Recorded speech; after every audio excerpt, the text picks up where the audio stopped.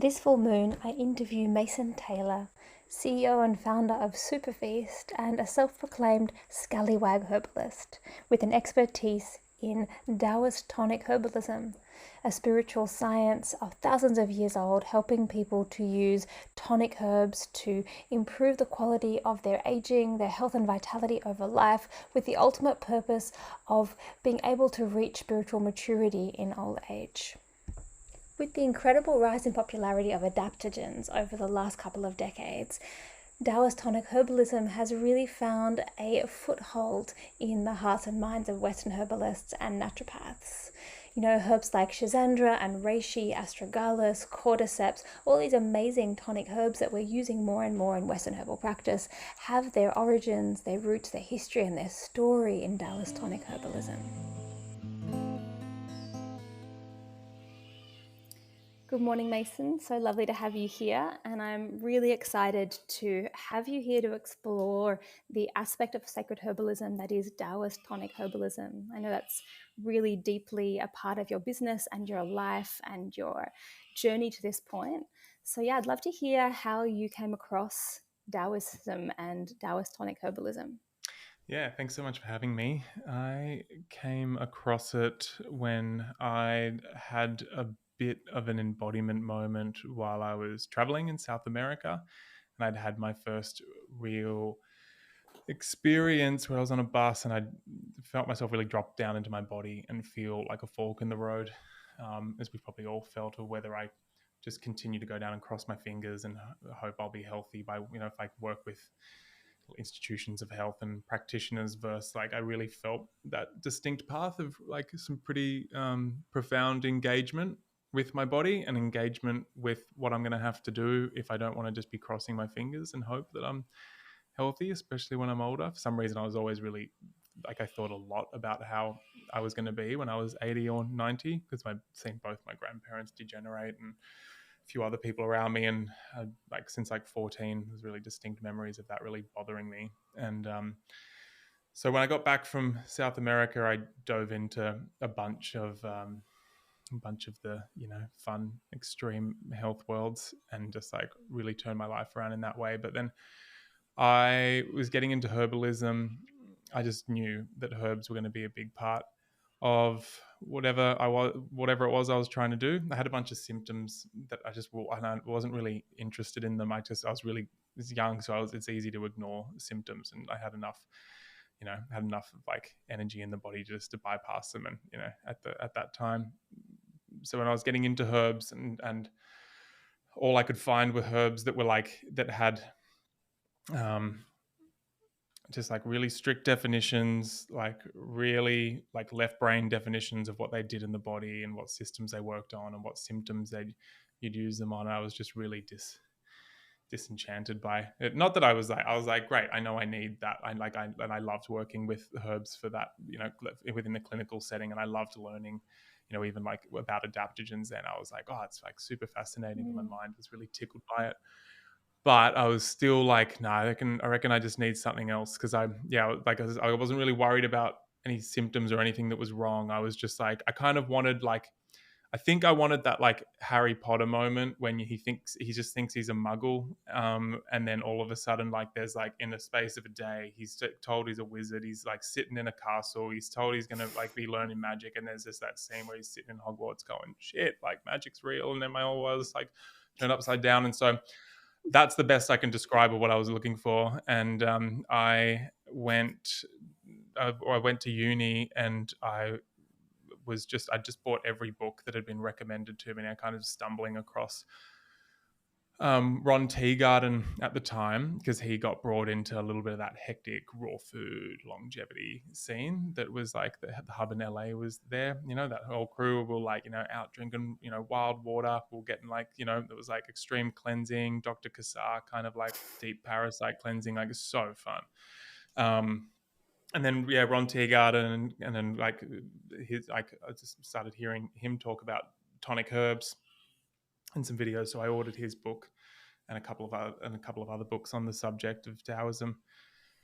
And then I was sitting in the back of a uni lecture can't remember what it was about, but it was like something to do with commerce or like market penetration or some crap, like, and I was just reading about the three treasures in the context of herbs, because I'd read a few Daoist texts. My dad was a martial artist growing up, so I would be reading about qi and cultivation, but it was just isolated to qigong and isolated to Tai Chi and cultivation practices, which is really interesting. And I liked that. But then it was just something bridging around herbalism and something that was like a real long, like something that was long term you could ingest, connecting to the deepest concepts of Taoist cultivation, that I was like, all right, this is it. I just remember feeling like this is it. This is what I've been looking for, especially around herbalism and the herbs. I was interested in the herbs. I wasn't necessarily interested in the Taoist philosophy at that time, and slowly but surely got more interested, and it kind of infiltrated my business in a nice way. It was just like, yo, with that intention, you're going to need this Taoist philosophy.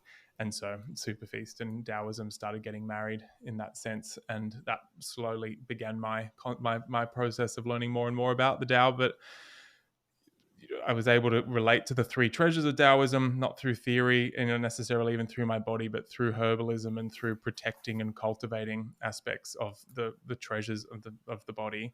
And that was like, I was really floaty at the time as well, and in a really nice way. I was really floating around in a more metaphysical world of and enjoying feeling a lot of interconnectedness of the world, and feeling quite resigned by the institutions who would take scalpels to anatomy and to the even the energetics of the body. It was just really isolated, and so feeling a concept like Jing, which is such foundational essence, the roots of the body having so much to do with kidneys, but then the water of the body, but then the bones, and then regulating of the sea and marrow of the brain, so connected to the concept of endurance and the endurance your body has to regenerate itself and land into elderhood, so in a way where you, to the best of your ability, haven't degenerated or aged prematurely, so that you've got a container to share your wisdom. I was like, all right, this is for me.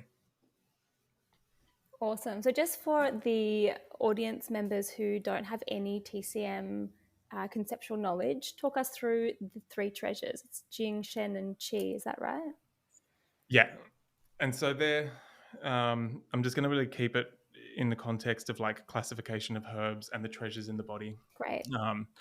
And them being the three groupings.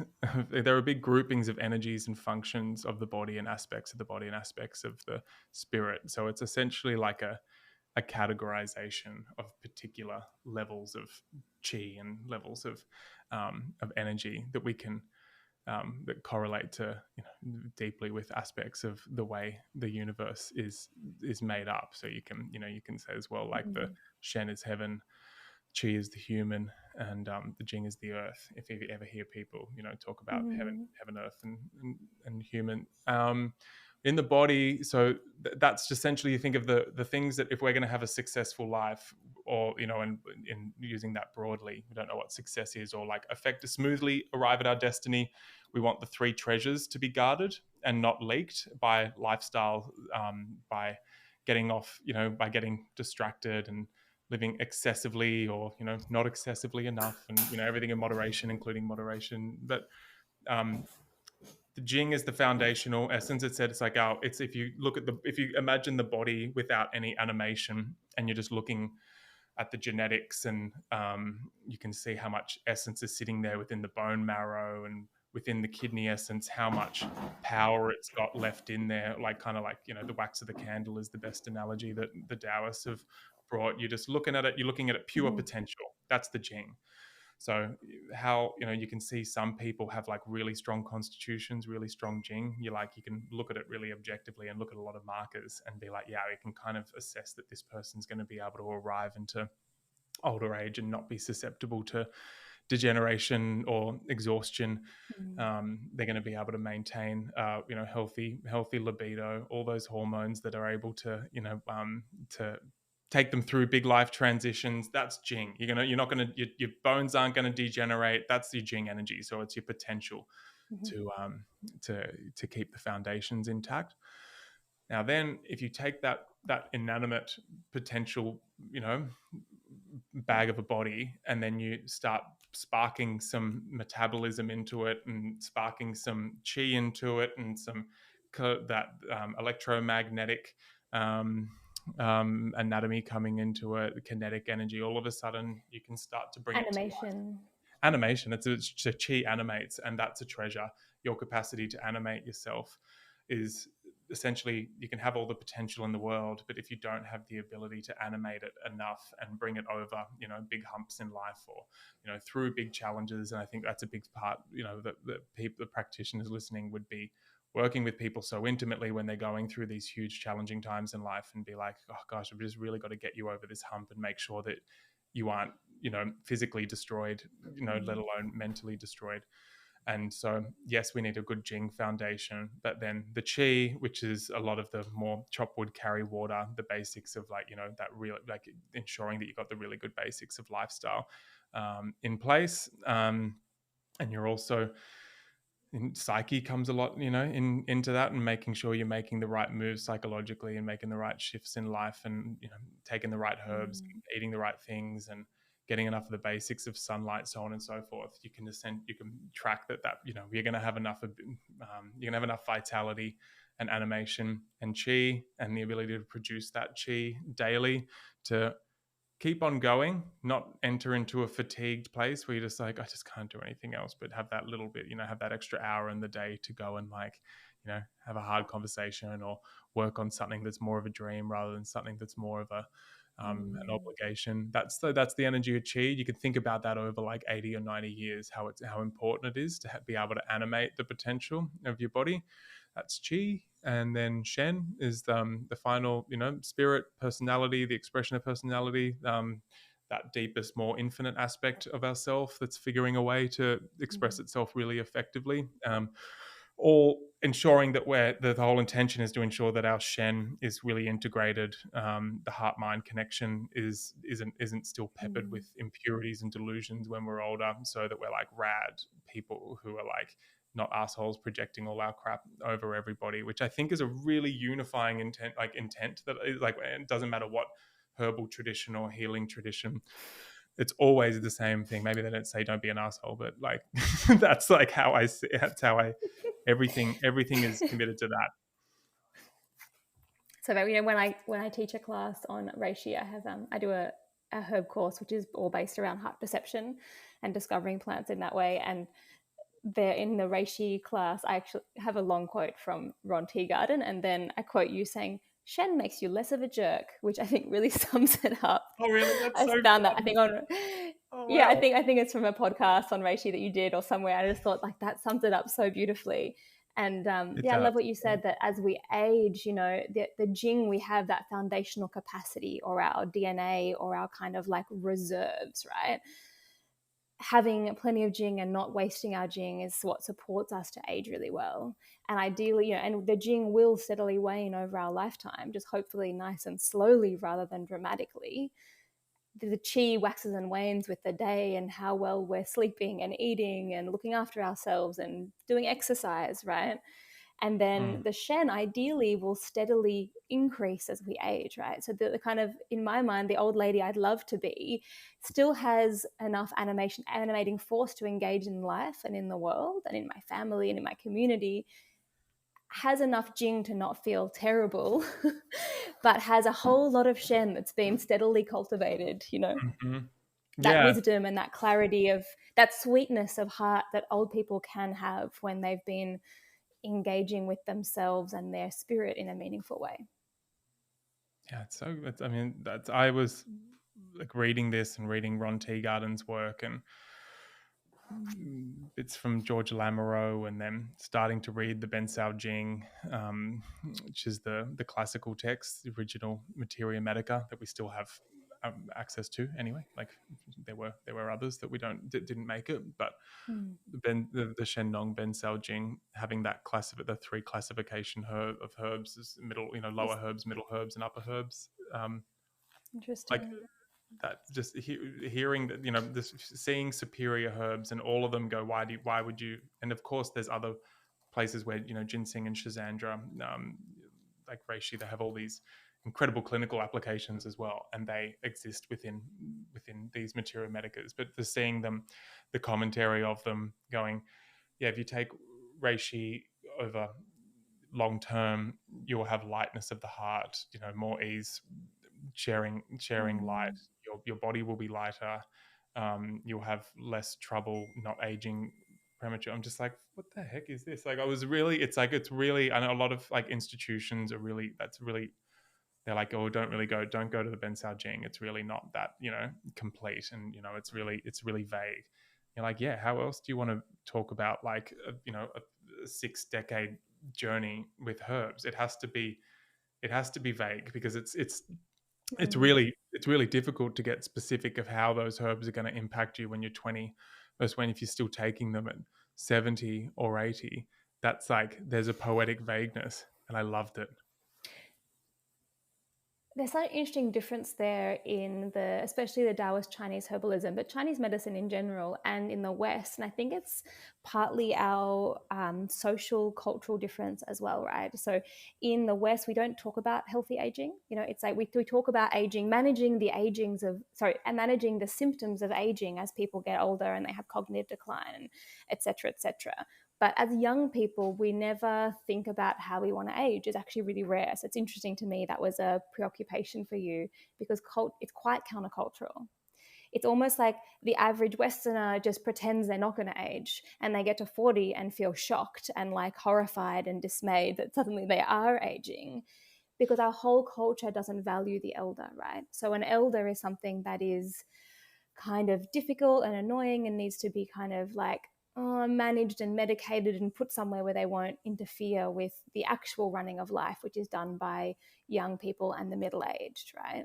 Mm-hmm. And you see that in the way that we manage old people's homes, and like how rarely elderly people are integrated into their families still, and even in how we are obsessed and focusing always on beauty and sexiness and power of youth, and very rarely honoring and celebrating the wisdom and the maturity of older people.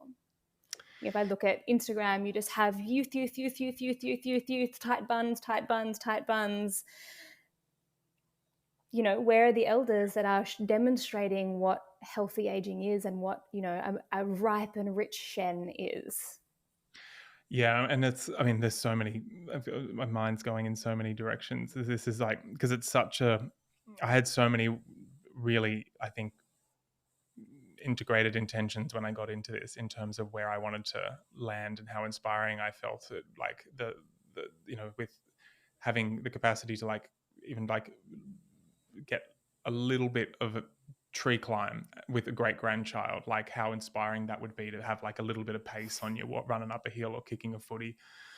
That's such a world, that's such a dimension that not many people get to really enter into. So I had I feel like quite noble and beautiful aspect taking me into it. But then, like somewhat of the fear of being like that. I felt a lot of fear, and I felt a lot of that ancestral fear, and just thinking like, imagine you're cruising along in life and your fingers are crossed, and then sure, things might happen, but I think this journey better equips you to being able to adjust and handle though when you get blindsided by something, and even maybe having the capacity to really ask deeper questions about why did I choose to bring, or not choose, but like what is the resolution pattern of this symptom telling me? Like you can really go and have an inquiry. I don't know if you guys know how to do all that kind of stuff. I think you know what I mean, but also the concept and of being blindsided and all of a sudden degenerating really quickly, and watching the forced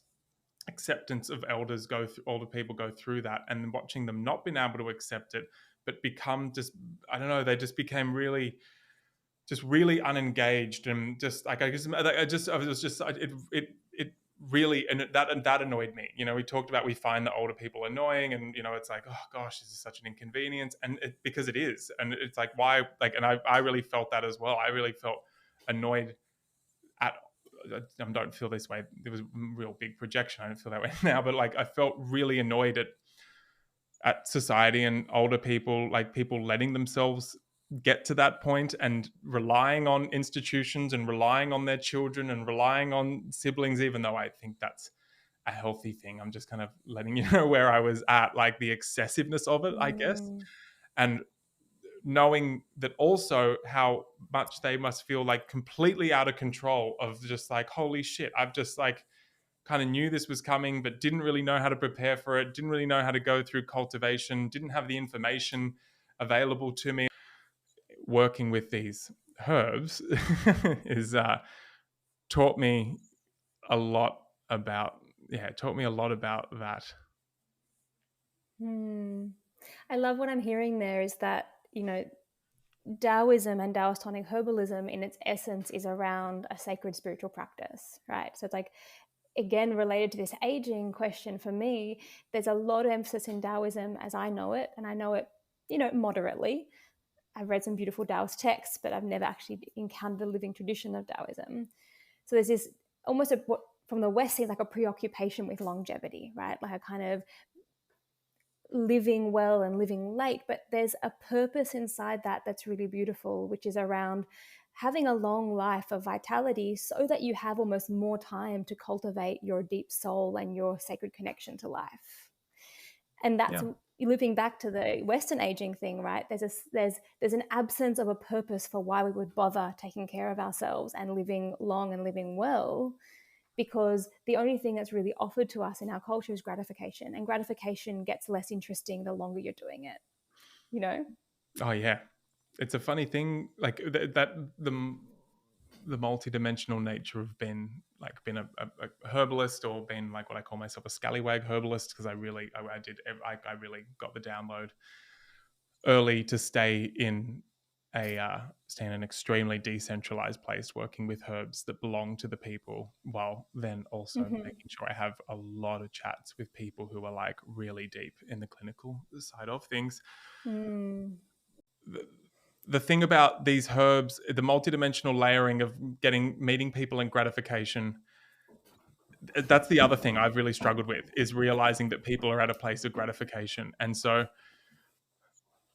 I imagine everyone listening has that place where, that whole, like, you got to meet people where they're at, and then have an understanding of the roadmap very clearly of where the next stages of development are. So you don't get idealistic and try and project like a 4 stages ahead of where they're at to them, and be like, we're going to meet you, and I'd really love it if you would just consider this, and drop little seeds, and know that person might not come back. And and just that's another part of us being an organism, sharing all this wisdom. It's a really interesting thing working with Jing herbs, Qi herbs, Shen herbs, and I think right now, like literally right now, next door, there's a meeting about all our meta ads, and and I know I saw like a Jing, an ad for our Jing blend go up, and it's like, it's like, I don't know, it says something like break up, time to break up with coffee, or it's like I got a comparison between Jing and coffee, and stuff I would never do, and like I the extent of working with a tradition like this, and working with people with where they're at, in order to fulfill that intention, or make it accessible to give people the opportunity to touch herbs in this way that has intrinsically in them a roadmap, or an opportunity that, if we're not just talking about herbs that are going to support like the HPA axis here, we're talking about herbs that maybe we'll talk to you about it on that level, in what we see happen to cortisone regulation when you take these Jing herbs in an adaptogenic sense, or nervous system regulation. You can see that, we can follow the data on that. We'll still meet you there, and I think this is something that's really needed when people are working with these herbs, especially people like us we can really get into the imaginal realms. And that's where I want to Mm. live, and I will live there again. And that will be my job. And I kind of talked to you a little bit before this, those 6 levels of penetration in which pathogens penetrate, the disease penetrates the body in Chinese medicine. It's not just about pathogens, about regulation of those six levels.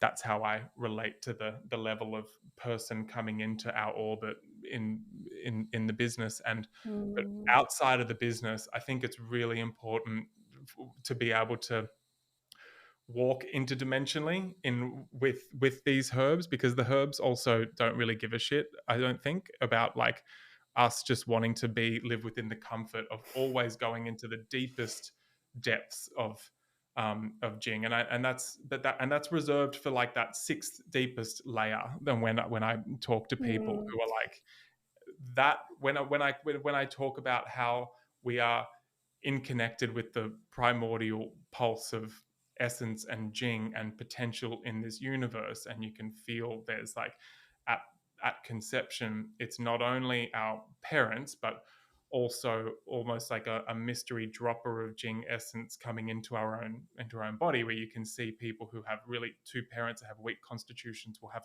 a child that has a strong constitution. There's always that aspect of, the mysterious, marvelous coming into us, and so we can Mm. connect to the potential of the entire universe through our own Jing only if we do have the container of the structure of our body intact. And so when you are taking Eukomia bark and Hushawu and Romania and cordyceps and goji and deer antler velvet and morinda and sustanche and all these incredible Jing herbs, that's the intention. That's where they come from. They come, what they call, they're these herbs, they're called the messengers from heaven. And the idea is that there's a particular type of yuan qi, original qi of potential Jing, earth, beyond earth in the universe. There's a Jing essence within that isn't threaded through the entire cosmic play, which you can connect to. And all of a sudden that can inform you of how your lifestyle and your practice take shape in order for you to have Wu Wei in the most smoothest capacity to ensure that you don't leak or break your foundations, so that you can really stroll into your death with peace and, with and still with just enough potential intact, and also tell you when it's enough, when it's time to take the Ferrari out, and not be a purist Mm. about not wasting your Jing, and no, come on, let's go flog it for 3 years. You've got it. This is why we have Jing, and this is why the universe has Jing, because it's time to play. That's all there, and and you guys all know that that's there in your own way, in your own deep contemplation. That's where I've explored and been able to walk in that realm, and then go right back up into those surface layers of when people are just kind of penetrating this and not be, not be greedy guts, with like the ability to enter into those later phases and really remember how to meet people still with integrity and still connected with that, and share these herbs, whether they're Jing herbs or adaptogenic herbs, whatever. Yeah, I think Mm. that's the most difficult and fun thing I've found about working with these herbs. So just to reframe what you're saying to make sure I understood you, so you're saying that the most difficult and exciting aspect of working with these herbs is that people want to engage with herbs because they want to feel better now and they want to alleviate symptoms, and ideally want to keep just doing their life without making many changes. They just want the herbs they can take that's going to make Mm-hmm. their migraines go away without looking at their liver health or changing their weekend drinking habits, Yeah, right? And yeah. so then, and as a herbalist, as a clinician, that definitely happens all the time. People come in and they're like, here's this long, complex health history and all these problems. Give me the magic bottle of herbs that I can take that will fix everything, and I can just keep on living my life without looking at any of my shit, right? That happens all the time. And then, of course, each plant holds its own, I believe that each plant holds its own spiritual key or its own capacity for transformation. They hold properties and qualities and invitations for humans to move towards a certain capacity for our own potential, right? So a certain ability to engage with spirit and engage in like the beauty of humanity that's possible for us. And each herb holds like a thread of that. They're each telling a story. And I Mm-hmm. definitely think that when you look at the Daoist herbs that you work with, like reishi and shisandra, and because they're coming from a Chinese medicine tradition, they still have a lot of that poetry and imagery intact that helps us point towards their spiritual properties. Yeah. Which is And really nice. as you it's so nice. It's so nice. And so there's this thing that you were loving around that vague poetic mysticism. And of course it's vague and poetic because we don't have language, because the brain cannot fully comprehend the subtleties of that spiritual world and that spiritual reality, I think. Yeah, and the nice thing is the poetry gets really, like, really objective after a while if you just put it out into, like, a 5 or 10 year space. Like, I had a few people, or just, in general conversations, and I'd be, like, full of, like, I don't know what to do with my life. I don't know what to take. And, I'm just going to take everything. And I'd really get in, that's the same. Like if you had a client in that space, you're like, oh, well, what's worrying you the most in for the next 5 years or 10 years if you don't get on top of something? What's worrying you the most that you won't, what will dominate your life and what will take you over? And I was like, for me, it was like, oh my God, like the anger and frustration, like the intense anger I feel, or the denial of anger. Like I knew that straight away. And then my lack of clarity of where I actually want to be. And I feel like I'm shooting in the dark and I don't have clarity. And it was like, okay, so it's vision, liver. Yep. Okay. Anger, liver. It was like liver, with knowing that the liver of that being the heart, the mother of the heart, wasn't going to feed clarity, spiritual clarity of what I wanted to be doing in life. And they are my tendencies that I have, and I need to be working on them consistently. That came And really so, objective. which herb was the most supportive contributor to that transformation for you? For I having mean, a free flow with your anger and having that sense of vision. at the time, reishi was good, really good. I went like 2 years, like mega dosing on reishi with like tablespoons a day, which Mm-hmm. isn't like really recommended, of course. But that was a good. Um, that really, I like that. That's where I needed to be. It didn't resolve it necessarily because there was a bit of stuff, but it was a really good bypass for me at the time, which allowed me to really dip into my shen, what I wanted, and kind of placated me a little bit. But then once I moved on, and this is the thing, I was like, cool. Well, it's still going to be 20 years of me working with that energy and refining my chi. But Mm. for me, it was a heavy amount of Shazandra. Shazandra became the herb where I actually noticed it the most. Like other herbs, I knew transformed me. Like reishi transformed me forever. Shaga's probably transformed me and my immune system more than I could probably ever comprehend. Taking Hushawu and Eukomia bark taught me about my Jing essence and taught me that I actually could cultivate my Jing energy, my Jing essence back. And that was really profound. But Shazandra was like a day to day kind of like sister, it was just like a really good friend and continues to be, and it continues to come up when it gets to Mm. springtime that you need to be on me for like a 30 days straight in order to keep this under control. And I also know that I've got a pretty deep time to come working with Buplerium, but I also know I'm not ready for that yet. So the map comes, and I that's mentally I'm like, oh no, I should just go and get onto it. But reading everything about what physiologically what Buplerium does, I know I'm going to have to be a particular state of life before I get that level of free flowing chi through the liver and Mm. my gallbladder. And so that's kind of like that's how that's worked. That was my very practical path, and makes sense because Mm. generally that's what happens with people when you get onto that spiritual path and you start perceiving so much and you start mobilizing so much chi.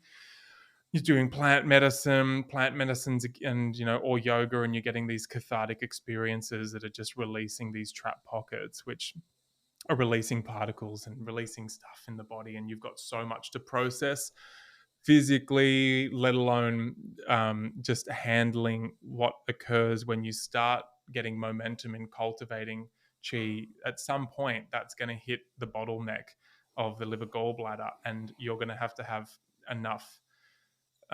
It's physiologically and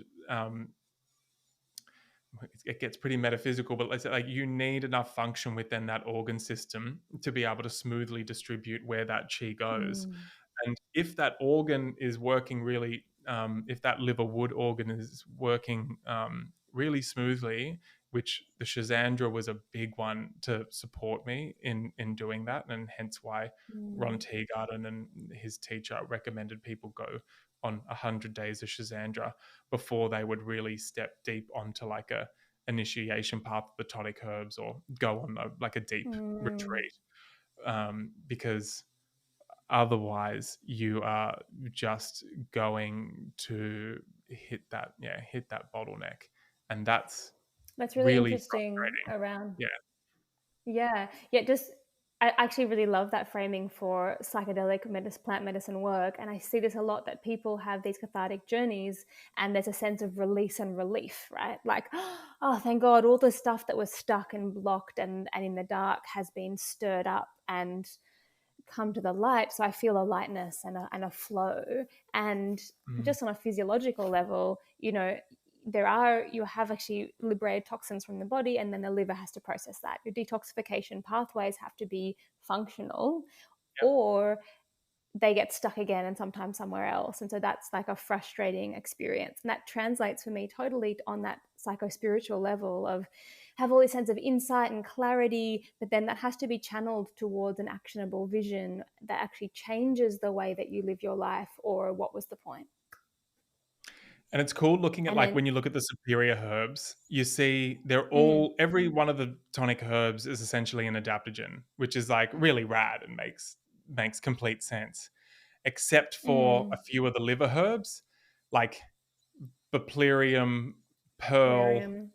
These herbs aren't, and they're like, this actually isn't really and even the Taoists would say this isn't a superior herb because it goes in and regulates one of the organ systems, which is essentially what happens. You know, you can see like Shazandra, An adaptogen is that, yeah.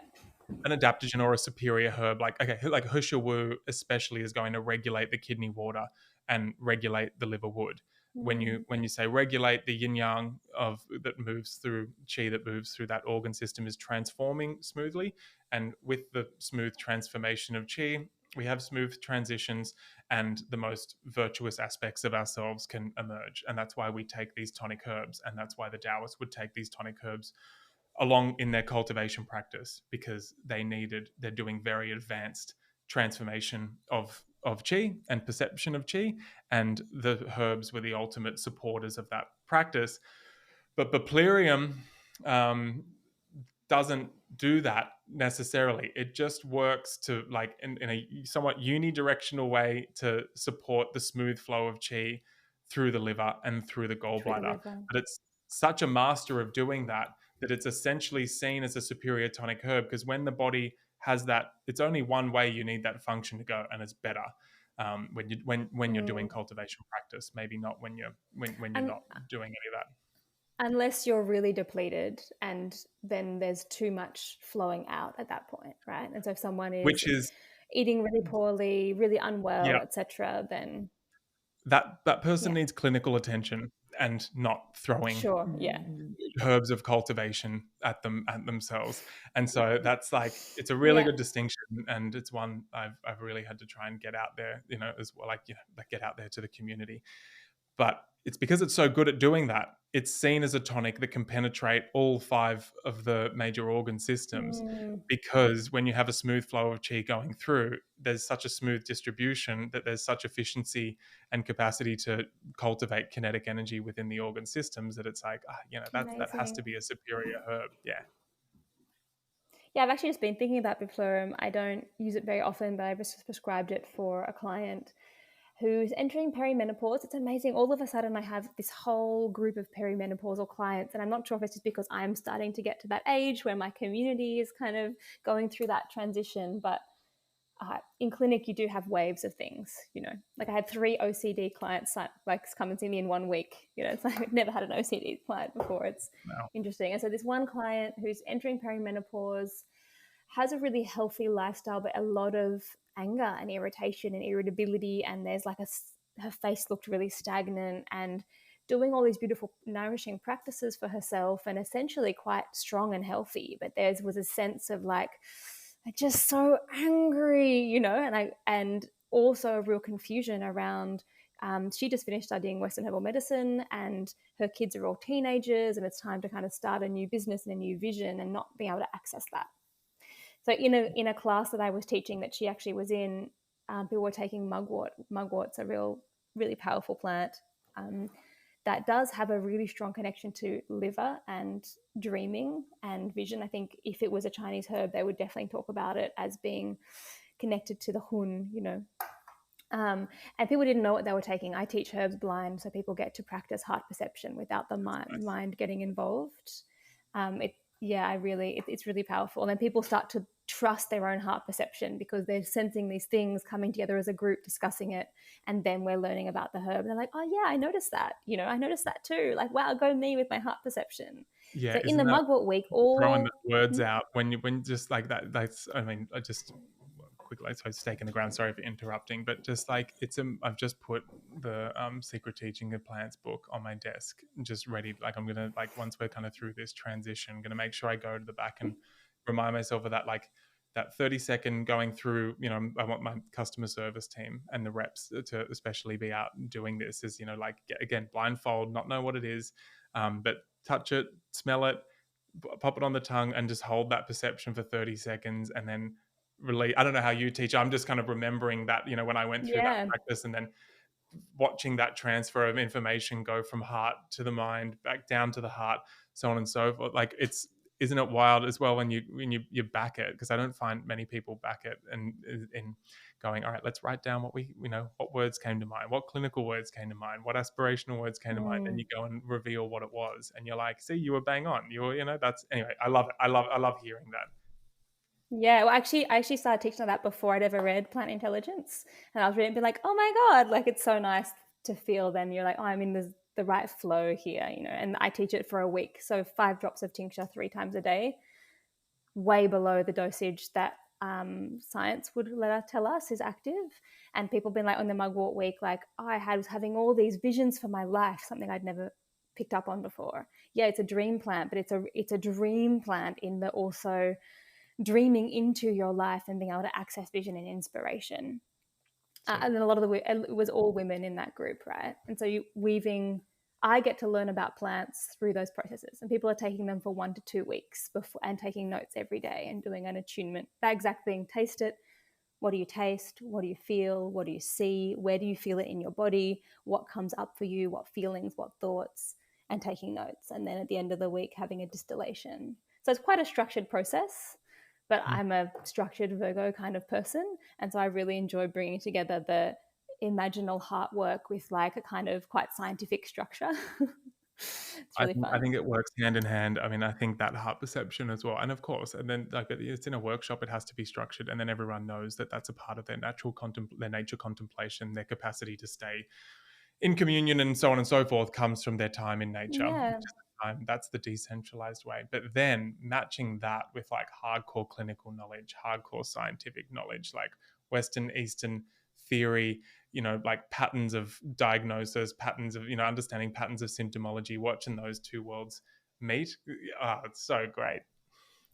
Beautiful. And are there any herbs that are really alive for you in your practice, or your personal practice? I mean, What's a funnily herb enough, that's been like, I waving mean, at you? it's an Amazonian tonic herb. Like the powder arco is really back alive for me at the moment. To be honest, Mm, it just, that's like, I don't know, way. Like I always see it as like a really like an uncle I don't see all the time, but is like one of my favorite people in the world. And I'm just like, when he comes back to town, I'm like, I'm just like, oh, I'm so excited and it's so fun.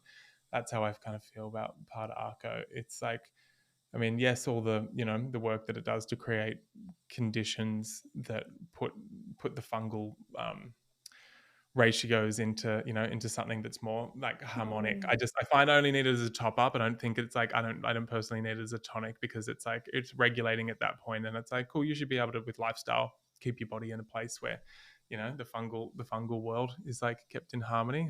But I find that always such an exciting, that was really exciting when I realized it's not an antifungal. And just, even like I can't, like it's been like probably like 10 years ago when I really went into the data and could see it was like really clearly not antifungal. It was just like the regulation that the regulatory capacity it had within, within hepatic function, um, but especially immunologically. It just seemed it created beautiful conditions that happened to lead to people who had fungus, excessive fungal loads diminished. But then they mm, didn't. Then I only came across like one set of studies that didn't, that that had people that didn't have like excessive like fungal load or compromised immune systems, and it just continued to enhance their immune function and didn't continue to tip it in that direction that would like show that it was mm, like a unidirectional herb. I'm really enjoying that at the moment, and I'm really enjoying um, the deer antler velvet. I personally don't take too much during this time of year. I'll probably probably getting over at 40 in a few years, I'll start really like ramping up the amount of deer antler that I take. There's only like a little period It's kind of, I think, around autumn when I really start craving it again, and I'll like hit it hard for as long as I feel like it.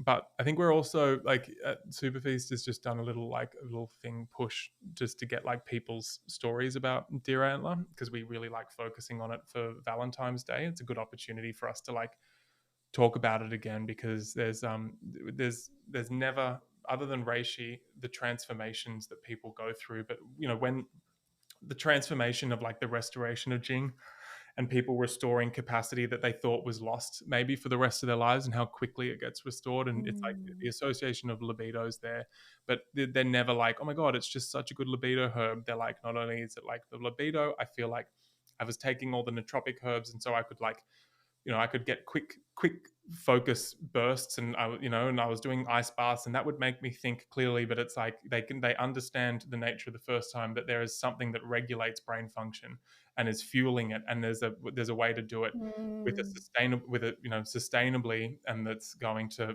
that isn't going to continue to burn you out and put you on like a Red Bull kind of like protocol. And so we've just been getting all of those, like we've been like, like 15 testimonials a day, and it's just kind of been making me a bit emotional, because like I remember back in the markets, when I was doing the markets, that was the one when like people, like the men especially, but a lot of women too, would like, it kind of word would get out that if I was talking about sexual desire or function, or capacity, just basic Daoist stuff that we all know, the capacity to, become lubricated or hard, or, like, premature ejaculation. We'd talk about it so openly, and then we'd relate Jing to being like, yeah, it's amazing to have like great sex, but it's like when you realize that function is so closely entwined to your ability to age powerfully and age with grace, and bring exuberance and creativity when it gets really channeled. And when you work with practices and herbs that really help you channel it and be like, yeah, I'm going to make you feel crazy horny, but then I'm going to you'll notice the other place that you can send this energy, so it doesn't just isn't just like those other aphrodisiacs. And people would come back like really, like, like really emotional, or dudes who are really stoic and just be like, who like be dragged by their girlfriends to the markets, and and they'd try and get me to talk about it, and then they'd come back without their girlfriends and talk to me about it. And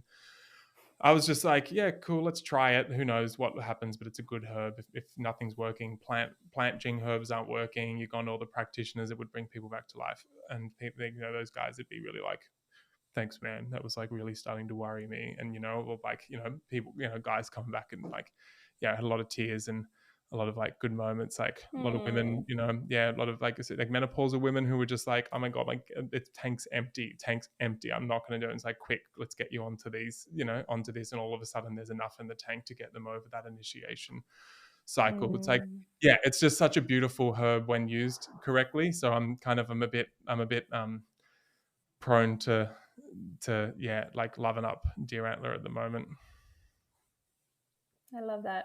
Not a herb, but still a medicine, and I think it's important for us to expand our, food as medicine, and the other forms of medicine of the earth. I just want to loop back to something there. I think in a way we're talking about aging again, which for me is a thread through this conversation that I think again points to that uniqueness of Daoism philosophy inside a Western context. And in a way there, libido wanes as we get older, for sure.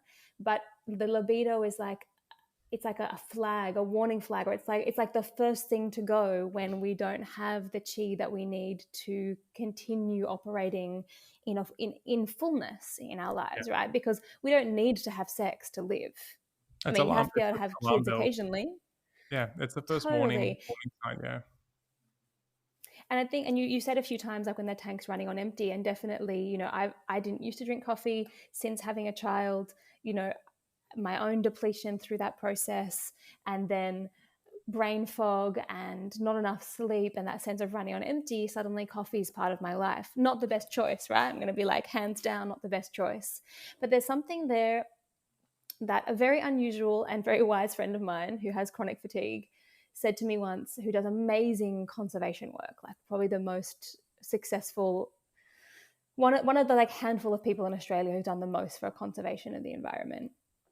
And he said to me, I always make sure that my work life, I'm only ever operating at 70% because I need to have that extra 30%. If an opportunity comes along that's really important, I need to have some reserves in my week, in my time, in my schedule, in my chi to be able to actually act on that. And that landed so, it was like a bell ringing in my head, like the dong. I was like, wow, oh, yeah, I actually have an assumption that the ideal thing for me to do is run at 100% capacity all the time. And if I'm not doing that, I'm somehow failing, right? It's like this illness we have, this obsession with productivity and progress in our culture that translates really like badly for us as far as healthy aging and just health and chi in general, right? Women are getting to menopause absolutely burnt out. They've burnt out their adrenals. And so then when you have this kind of handover from the ovaries as the kind of generator of like energy and direction in the body, and they try to pass the baton to the adrenals, and the adrenals like, I got nothing, sorry, you've been burning me and your ovaries for 20 years, like having a career and doing this and having children, and having children later as well, and just trying to just do everything, all the things we try to do all the time, almost like pathologizing rest and downtime. Our rest is now scrolling on a screen. That's not restful. That's also like intense, processing of information. Then we get to menopause and we feel awful. We get to midlife as a man and you have no erection and no desire to live or to do anything interesting. And then we age as these confused, crotchety old people, right?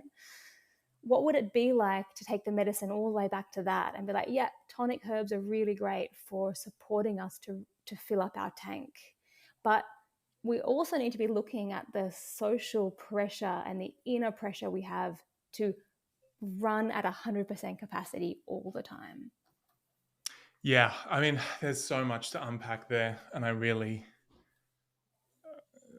that the social pressure to continue to achieve, to do more, but then knowing what it's like to feel that liverhun vision, be like, I know there's so much possible here, and I have to figure out how to do this because nothing is going to scratch that itch where that's a practice within itself. Then to be able to, I was really, because I do have to make myself kind of prone to listening to my mentors or my business mentors who are like, as much as they understand and connected to what we're talking about here, they will use a little bit more raji baji entrepreneurial kind of like, let's find the most efficient blah, blah, blah, kind of like way of talking about it. And I then have to bring it back to something that resonates with me.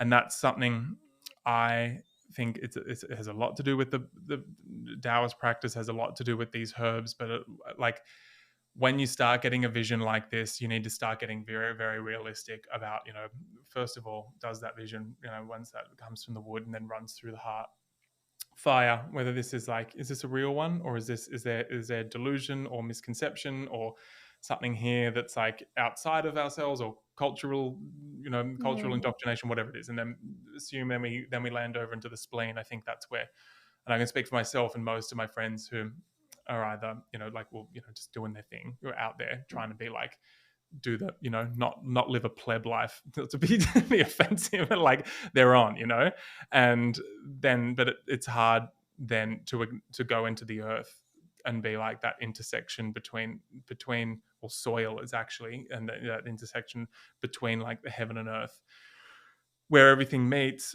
And it's funny, like one of my business mentors is a bit of Raji Baji, gave me the book, and I kind of rolled my eyes when I first got it. And he was just like, I want you to go read or listen to like 10x is easier than 2x. And I was like, oh God, okay.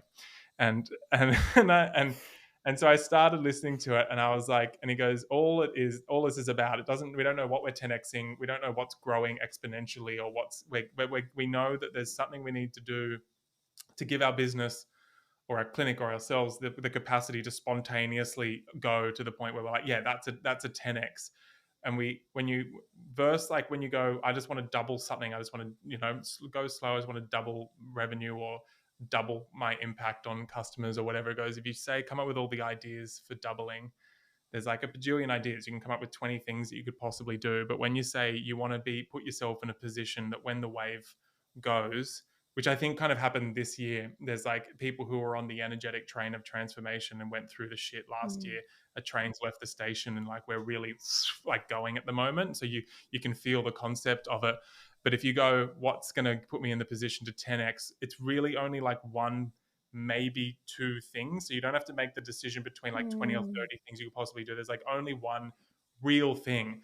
And that's the earth, that's the spleen soil energy, which is like, I find really difficult. And I think is really difficult as in this, especially when that's like, it's going to bring you so hardcore into reality of going like, well, yes, I've got all this idealistic way that I want everything to work and I want the way the world to work. But if I'm really going to take this, this core essence purpose that I've got in my heart and myself and do so in a way that I know I'm going to have energy and capacity, I'm not going to be going through like excessive martyrdom or self-sacrifice through this process. So I'm actually going to be able to go through my initiation cycles, which is like probably the most important thing that we have like encyclopedically, like, spiritual wise people landing in elderhood, not projecting stuff on institutions or society or their family. Then that's like, it was funny coming from like that. That's where that led me. And I think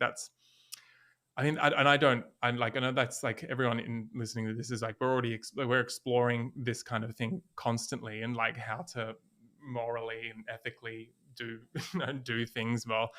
But I think that what you just said in terms of like getting to like midlife menopause or the potential to fall into andropause or something like that, and you track back to that, like decisions, that trumps everything. I think it trumps absolutely everything. And then you got to figure out what's going to put you in that position to like ground your vision into reality and then like take off like a rocket ship.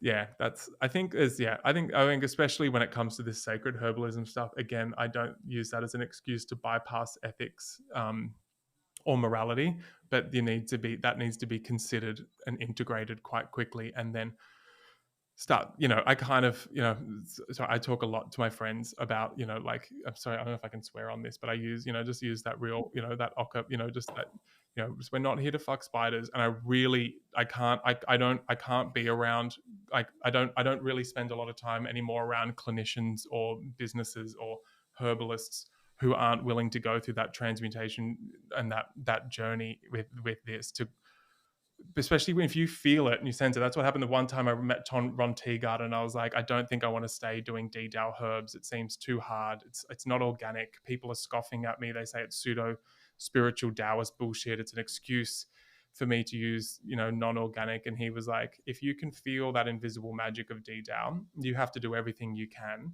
to maintain it and build an organization around it and get that out into the world, because it's dying. And even though we know it's not going to die, and we had that conversation, it's not like it's all or nothing on you, and you're going to be the hero to save the day. It's like, we're not here to fuck spiders, mate. You're here to like go through a very challenging time and get this stuff out there into the world in a way, and guard that lineage, like the treasures. So I'm really a big advocate around like when coming to those intersection points, obviously, maintaining a certain amount of ethics and integration with, our principles, and then finding ways to like 10x it to essentially. Yeah. Yeah, awesome. Cool. Well, it's been a very interesting, wonderfully rambling and interdimensional conversation today. And I really love what you're doing. I think that bringing DDAO back in the way that you have, like that kind of ethical, almost like, that working with farmers that have that sacred relationship with the plants and are holding that as part of their important personal tradition, I think is really beautiful, and enlivening the Australian herbal community to the importance of tonic herbalism, long-term use of herbs, longevity and healthy aging as an important goal of the herbal kind of practice. I really love all those contributions. They're really valuable. So it's really great to have you here. Thank you. Thanks so much. Loved it. That's it for this moon cycle. Thanks for joining me in another layer of this fascinating conversation we are having about the role of the sacred in our lives as herbalists. If you know someone who would love this episode, then send it through to them, as our work strengthening our herbal community through grassroots herbal education starts right here. I'll see you next time the moon is round in the sky, and until then, I wish you good health and many plants.